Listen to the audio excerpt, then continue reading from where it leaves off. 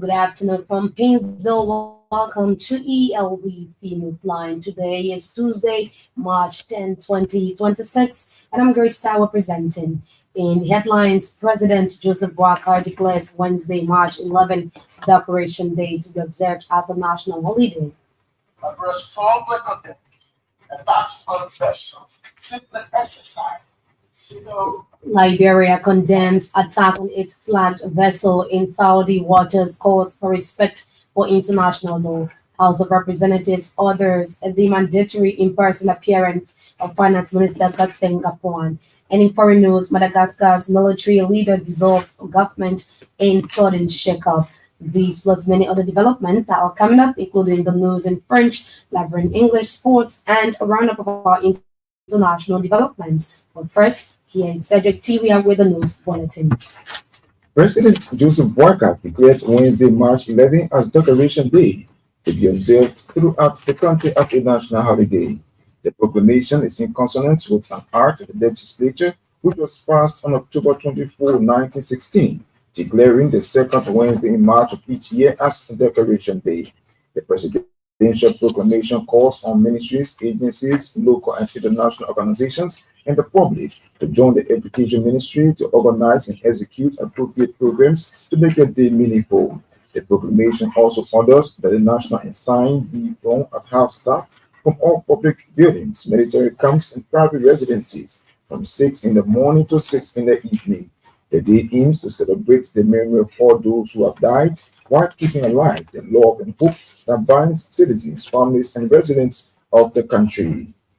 Meanwhile, the Education Ministry is expected to observe the day through specially planned programs aimed at raising awareness amongst the population on the deeds and contributions of great men and women and their loved ones. The program, according to a release, will bring together students, government officials, national leaders, and educators, among others. The presidential proclamation noted that an indoor program commemorating the day will be held at the Providence Baptist Church in Central Monrovia. The statement added that President Joseph Boakai will deliver a special national declaration message at the occasion. The government of Liberia has condemned a drone attack on a Liberian-flagged vessel in Saudi Arabian waters. Liberia's permanent representative to the International Maritime Organization (IMO), Ambassador Robert Bade, confirmed the incident during a subcommittee meeting at the IMO's headquarters. He identified the vessel by its IMO ship identification number 8771332, stating that it was struck by a drone on Saturday, March 7, 2026. All agencies personnel have been safely evacuated from the vessel. We also confirmed that the fire was extinguished and the drilling was secured evacuating personnel. Ambassador Pale reported that an initial assessment of the damage to the vessel is currently ongoing. The Liberian envoy emphasized that such actions are a direct challenge to the fundamental principles of maritime freedom. He underscored that the freedom of navigation is a guarantee enshrined in international laws and the core regulations of the IMO, and that attacks of this nature undermine the safety and security of global maritime commerce. Plenary of the House of Representatives has unanimously voted to bring the living body of Finance and Development Planning Minister Gaston Gapoan to session.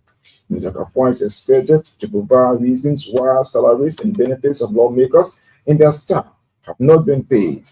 Lawmakers described the situation as alarming, noting that the delay is impeding their work and undermining their legislative functions. The decision followed a motion filed by Bon County District 3 Representative Marvin Cole, warning that failure by the Finance Minister to appear would be considered an act of contempt. Meanwhile, the House has instructed its Sergeant-at-Arms to ensure the Minister's appearance before the plenary today. Chief Justice Yami Kokugbese has applauded the administration of President Joseph Boakai for the study of what growth in the annual budget of the judiciary.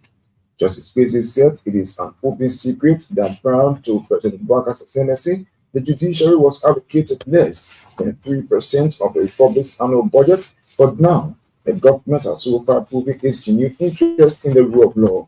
He said the safety of the state is the greatest law, and correspondingly, The safety of the legal profession is the greatest rule, adding that the judiciary is undoubtedly the custodian of the country's democracy.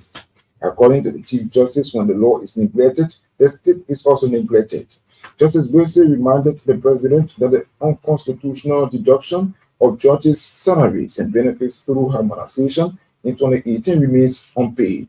He revealed that judges' complaint is pending before the Supreme Court, but the court prefers to resolve the matter through cooperation and coordination among the three branches of government.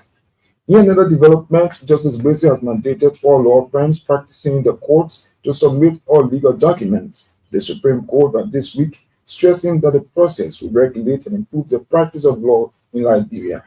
Justice Gracie said this measure is also intended to discourage the illegal practice of law by quack lawyers or impersonators, and that the documents will be compiled into booklets and circulated to all courts in the Republic. The president of the National Association of Trial Judges says the current leadership remains steadfast in its commitment to institutional reforms and modernization. Judge Usman Faiga said the agenda is clear, adding that with the decentralization of the association's operations, they will ensure that judges and magistrates across the country feel the presence, responsiveness, and support of the trial judges. Judge Faiga disclosed that the digitalization of the programs, particularly the loan and insurance scheme, will promote efficiency, accessibility, transparency, and accountability. A 60-year-old man has been killed by an elephant in Babolu County. Samoru Kamara met his demise during a hunting expedition in the forest when he encountered the elephant. Our correspondent says civil society actors in the county are calling on the Forestry Development Authority to intervene in the situation that has continued to plague the county. Our correspondent quotes the civil society head, Lilia Bala, as saying the FDA authorities should value the lives of humans affected and not only the protected species. In another development, over 20 women have benefited from a day-long capacity building training from the Liberia Women's Empowerment Program on Gender Equity. As part of the training, women were encouraged to undertake political positions to contribute to the development of the nation. A lecturer of public administration at the United Methodist University is commending the government and President Joseph Boakai for keeping its national development programs on track. G.P. Yinswa said the importation of the yellow machines and subsequent distribution will also speed up major development across Liberia. Mr. Yinswa said though the machines are gradually arriving, Liberians should work together with the government to develop the country. Speaking to a reporter recently in Painesville, the UMU lecturer also described the decision by President Boakai to designate Vice President Jeremiah Kuhn to oversee the Putu mining discussion as in the right direction.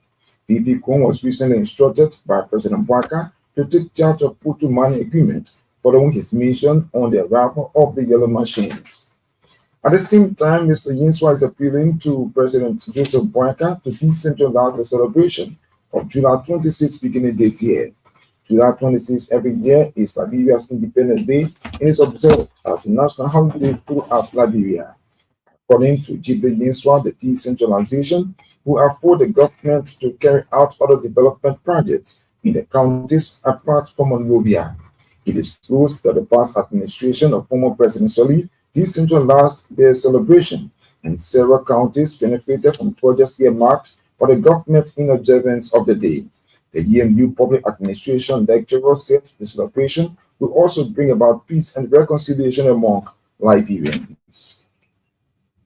Two clergies of the Chapel of God, Shakina Ministries International, say Liberia's transformation solely relies on the Word of God. Apostles Joshua Sr. and Lubikun Peter Israel, both of whom are from Nigeria, are currently attending a week-long revival in Monrovia. Speaking in an interview with Elbc Monday, the preacher said, "It is time for Liberia to embrace the Word of God and submit to the teachings of the gospel if the nation must progress." According to the two visiting apostles, Liberia is blessed with abundant human and natural resources, but the country's true transformation will only come when its people place God at the center of national life. Personnel of the Liberia Drug Enforcement Agency, the LDA in Rivers County, have completed a compulsory drug test. The test is part of the LDA administration in charge plan to rid the agency of substance users. According to our correspondent, more than 25 personnel of the agency's Rivers County detachment underwent the compulsory drug testing exercise. Our correspondent said the LDA officers came from their respective assigned areas, including RTR, Yapata, Buware, St. Beach, Nima Junction, and Sesto City airports. The team was led by Rivers County, Rivers County by LDA Deputy Officer in Charge for Investigation Ernest Tape.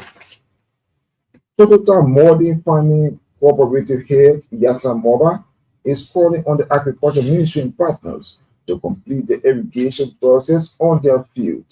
The cooperative was established by the Agriculture Ministry, Food and Agriculture Organization, and the International Labour Organization to support youth affected by the Liberian Civil War. According to our correspondent, as part of the project, cooperative was promised full irrigation, which is yet to be completed. Our correspondent said although the FAO installed a solar system, dug a borehole, and provided a water tank, yet the farm still needs to be fully connected. Residents of Grand Cape Mount County are commending the National Lottery Authority, the NLA, for what they described as the timely demolition of illegal gambling centers across the country. Recently, the NLA embarked on a move to seize and destroy several mini slot machines operating illegally, a measure officials say aimed at preventing minors from engaging in gambling activities. According to our correspondent, the destruction of the machines is expected to discourage children from gambling and encourage them to remain in school.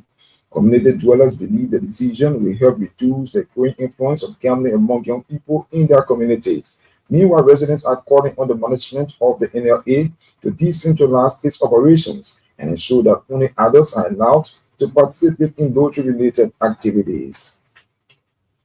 The Liberia Chainsaw and Timber Dealer Union has embarked on a two-day nationwide training of its members in key forest-related areas.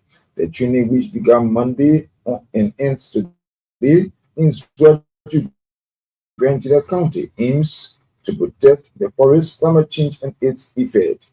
Our correspondent said key topics being discussed include strengthening leadership, gender inclusion, and managing small businesses, among others. The union's program director, Usman Yen, noticed that the training will catalog all of its members as opposed to years of ungoverned activities by individuals depleting the forest. Meanwhile, the participants have lauded the efforts of the union for the exercise.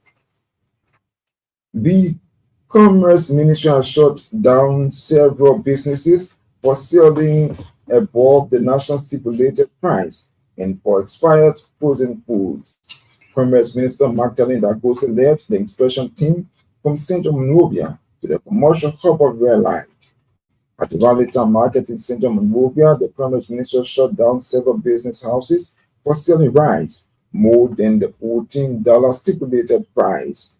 At the Red Light, cold storage, buildings, and other businesses were also shut down for selling rotten and expired items.